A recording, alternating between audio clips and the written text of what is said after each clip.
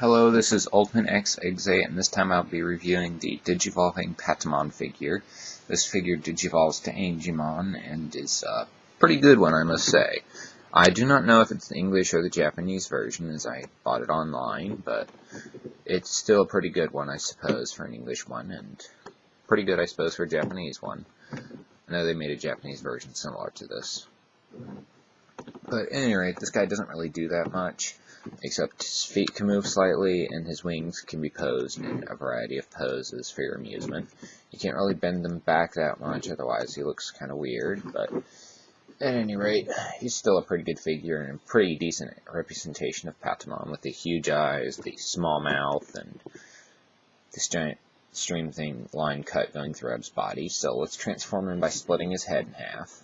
I don't get to rip it off, unfortunately, and removing the weapon so conveniently stored in him.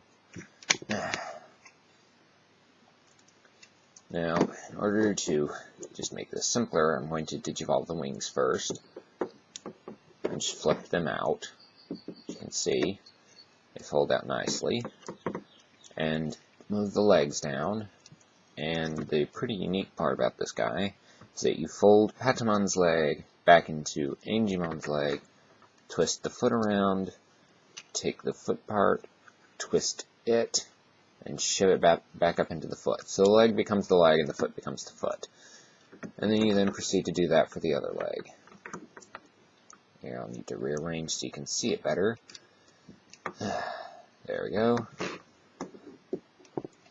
Next, in order to transform the back, that piece will just stay put. You take these wing pieces and rotate them slightly, about 90 degrees or so, as this is my own preferred method of transforming him in order to keep him steady and straight.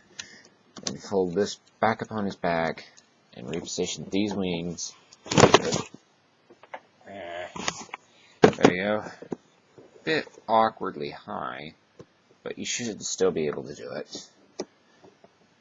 And that's pretty much the bulk of the transformation. Stick this arm out, stick this one down, and take this weapon.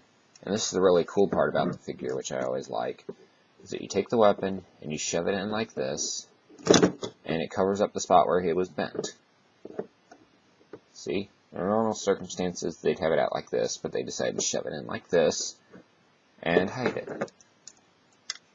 Now you have the digivolved Angemon, which looks pretty good from the front, from the sides, and the back is kind of lame, but still, you stare at most of these from the front anyway, so the back's usually the bad point.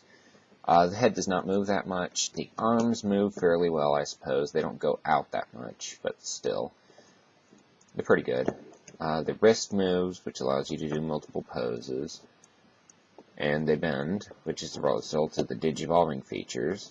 The legs move fairly well. You can do pretty much anything you wanted with them, I suppose, as the feet are pretty compatible with any pose. But posing him can be a bit difficult, as the wings have a tendency of throwing him off balance and making him fall over. So I'm going to rate this guy like 7 out of 10 for performance, and I'd say 4 out of 5 stars. So, subscribe, comment, do whatever you want. See you later.